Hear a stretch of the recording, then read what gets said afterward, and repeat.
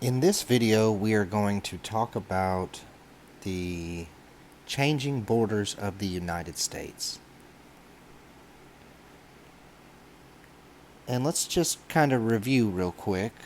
If you haven't watched the video about the Convention of 1818 and the Treaty of 1818 with Great Britain, I would advise you to go ahead and watch that video before you watch this one. But if you've already seen it, let me give you a quick review. The Treaty of 1818 established a border between the United States and Canada, and I'm just kind of going over this border very quickly. It gave an official border between Canada, which is up here, and the United States down here.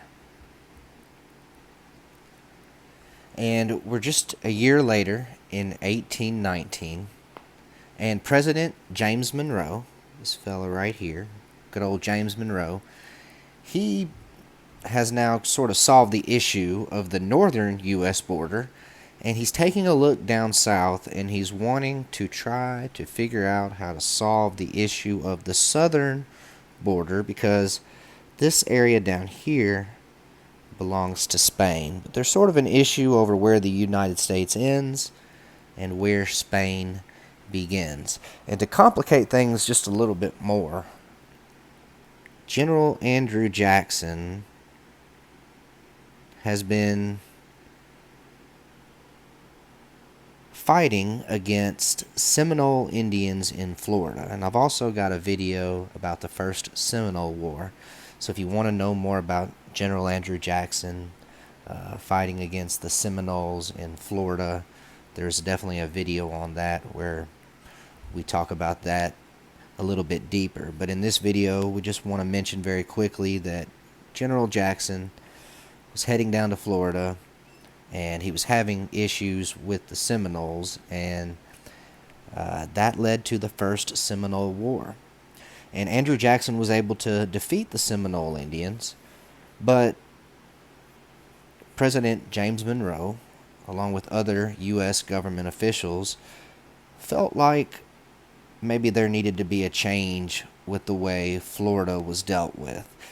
And in order to kind of understand where we are with Florida, we've got to take a look back at the history of Florida. If you look down here with me in the bottom left-hand corner of the screen, this will give us a little recap of what's been going on in Florida. So Florida was actually established way back in the 1500s by Spain. Spain established Florida, which is this area right here, Florida, in the 1500s, and there was a city there called St. Augustine, which still exists today, which was the first city established in Florida in the late 1500s. And Florida sort of maintained, Spain sort of maintained Florida for a very long time, a few hundred years actually. And then we get to the mid 1700s. 1763 is when the French and Indian War ends. And at the end of the French and Indian War, Spain gave Florida to Great Britain. And Great Britain kept the territory of Florida for 20 years. And then something happened in 1776.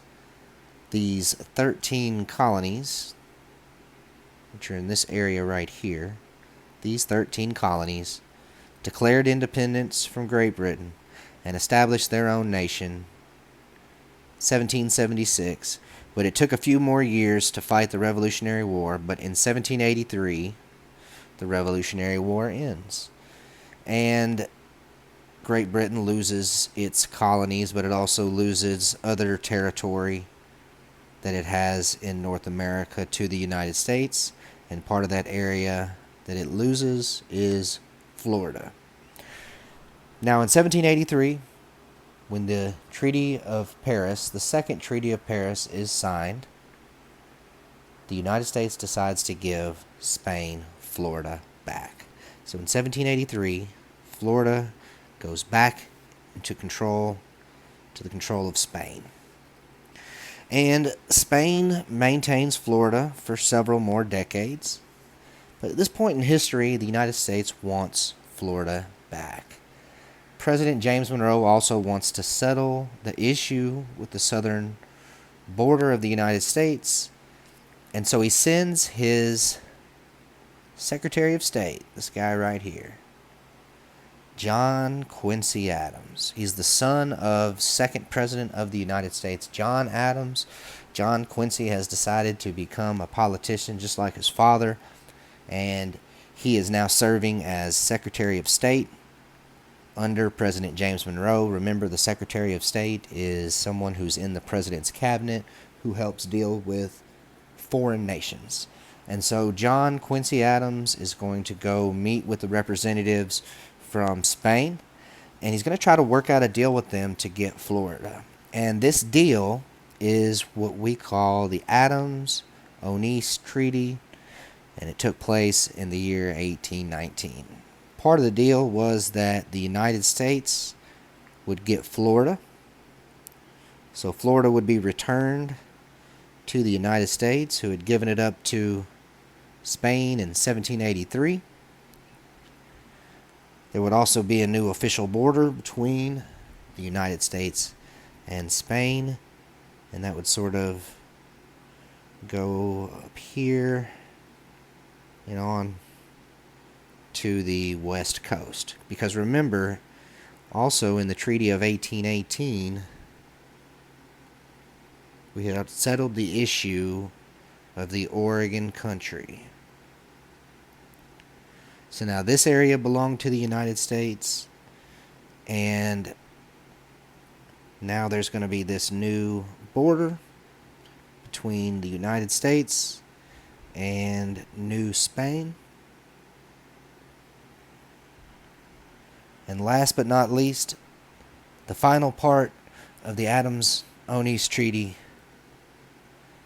Spain wanted American settlers to stop crossing the border, settling in an area known as Texas. And so the United States has agreed to these demands. However, as we're going to find out in a lesson later on, American settlers from Texas are not exactly going to stay out of Texas. We'll talk more about that later. But the Adams-Onis Treaty, it gave the United States Florida, and going forward, Florida is always going to be a part of the United States. It also settled the southern border with Spain.